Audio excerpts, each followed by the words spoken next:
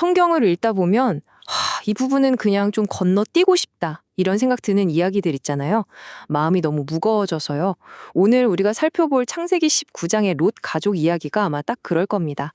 하늘에서 불과 유황이 비처럼 쏟아지고 한순간에 모든 게 무너져 내리는 정말 참혹한 현장이죠. 하지만 이 불편하게 느껴지는 이야기 속에 오늘을 살아가는 우리를 위한 아주 중요한 메시지가 숨어 있습니다. 자, 그럼 한번 그 속으로 깊이 들어가 보시죠. 시작하기에 앞서서요. 오늘 저희가 나눌 이야기는 장영훈 목사님의 설교, 뒤돌아본 마음, 무너진 가정을 바탕으로 재구성되었다는 점을 먼저 말씀드립니다. 원전의 깊이 있는 통찰을 통해서 이 무거운 이야기를 함께 풀어가 보도록 하겠습니다. 자, 이 이야기는요, 오늘 우리에게 정말 날카로운 질문 하나를 툭 던집니다. 롯의 가족, 분명히 멸망하는 소돔성을 빠져나왔어요. 그쵸? 구원의 자리에 섰습니다. 그런데 과연 그들의 마음까지 온전히 깨끗하게 소돔을 떠났을까요? 몸은 나왔는데 당신의 마음도 정말 그곳에서 완전히 나왔습니까? 이 질문이 바로 오늘 이야기 전체를 관통하는 핵심입니다. 자, 그럼 첫 번째 주제부터 한번 살펴볼까요? 바로 세상에 머문 마음의 비극입니다. 구원의 손길이 바로 코앞에 있는데도 불구하고 마음이 자꾸 다른 곳을 향할 때 과연 어떤 일이 벌어지는지 롯의 아내를 통해 생생하게 한번 보겠습니다. 아마 이 구절은 다들 한 번쯤 들어보셨을 거예요. 롯의 아내는 뒤를 돌아보았으므로 소금 기둥이 되었더라. 근데 왜 뒤를 돌아봤을까요? 단순히 저게 어떻게 됐지? 이런 호기심 때문이었을까요? 성경은 그게 아니라고 말하는 거죠. 그녀의 발은 분명 소돔을 떠나고 있었지만 마음은요, 여전히 그곳에 남아 있었던 겁니다. 두고 온 화려한 집, 반짝이는 보석들, 그리고 그 달콤하고 익숙했던 생활에 대한 미련. 바로 그 미련이 결국 그녀의 발목을 붙잡아 버린 거예요. 이 공중근의 비유를 보면 이게 확 와닿으실 거예요. 생각해 보세요. 공중근의 고개사가 저쪽으로 건너가려면 어떻게 해야 할까요? 네, 지금 꽉 쥐고 있는 이 줄, 이걸 과감하게 놓아야만 저 새로운 줄을 잡을 수 있잖아요. 두 개의 줄을 동시에 잡고 있을 수는 없죠. 롯의 아내는 바로 구원이라는 새로운 줄을 잡아야 했는데 세상이라는 이 낡은 줄을 끝까지 놓지 못했던 겁니다. 그 찰나의 망설임이 결국 비극을 만든 거죠. 자, 그런데 여기서 관점을 한번 싹 바꿔볼게요. 롯의 아내는 그렇게 비극을 맞았는데, 아니 그럼 롯은 어떻게 구원받을 수 있었을까요? 그가 뭐 대단한 믿음이나 결단력이 있었던 걸까요? 성경은 전혀 다른 이유를 우리에게 보여줍니다. 바로 이 구절에 그 답이 있습니다. 이게 핵심이에요. 성경은 롯이 구원받은 이유를 아주 명확하게 밝히고 있어요. 롯이 뭐 특별 의롭거나 똑똑해서가 아니었어요. 성경을 보면 오히려 마지막 순간까지 머뭇거리고 주저했거든요.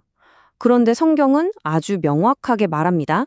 하나님이 아브라함을 생각하사. 여기서 생각하사라는 이 히브리어 자카르가요. 그냥 맞다. 아브라함이 있었지 하고 기억해내는 그런 단순한 뜻이 아니에요. 이건 훨씬 더 깊은 의미를 담고 있습니다. 바로 하나님께서 아브라함과 맺으셨던 약속, 그 언약을 잊지 않고 신실하게 지키셨다는 뜻입니다. 조카 롯을 위해 눈물로 기도했던 그 아브라함을 기억하시고 그 약속에 따라 행동하신 것, 그게 바로 자카르입니다. 그러니까 정리를 해보자면 바로 이겁니다. 롯의 구원은요, 그의 어떤 노력이나 자격, 공로 때문이 아니었다는 거죠. 그것은 전적으로 100% 하나님의 주권적인 은혜였고 아브라함과의 약속을 지키심은 하나님의 신실하심에 근거한 것이었습니다. 자, 이렇게 하나님의 전적인 은혜로 구원받은 롯? 그럼 이제 그의 삶은 꽃길만 펼쳐졌을까요? 해피엔딩으로 끝났을까요? 안타깝게도 이야기는 훨씬 더 어두운 곳으로 우리를 이끌고 갑니다.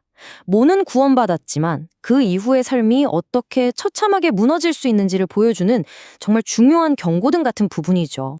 목숨을 건졌으면 하나님 감사합니다 하거나 자기를 위해 기도해준 삼촌 아브라함에게 돌아갔어야 했잖아요. 그런데 롯은 그러지 않았습니다.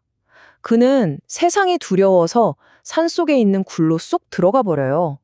스스로 고립을 선택한 거죠. 그리고 그 캄캄한 굴 안에서 정말 끔찍한 일이 벌어지죠.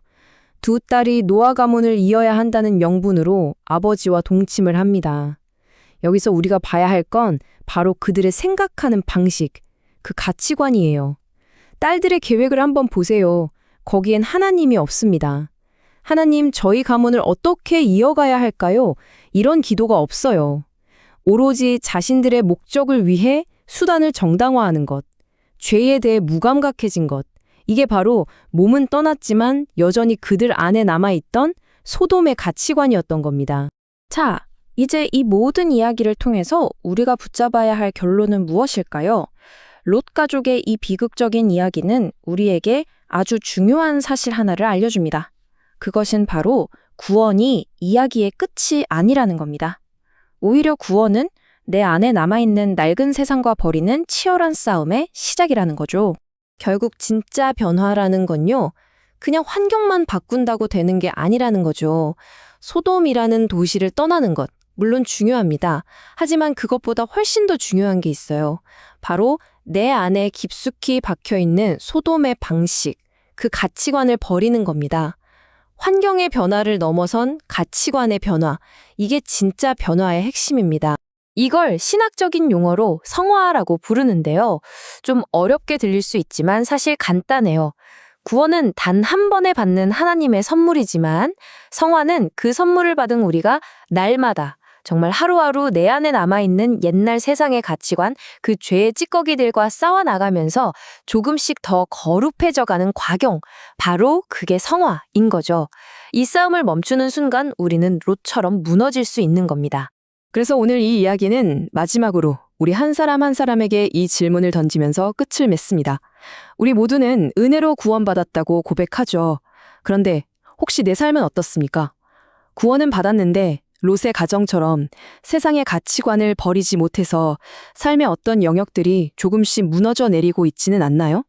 오늘 이 롯의 이야기가 바로 우리 자신을 깊이 돌아보는 거울이 되기를 바랍니다.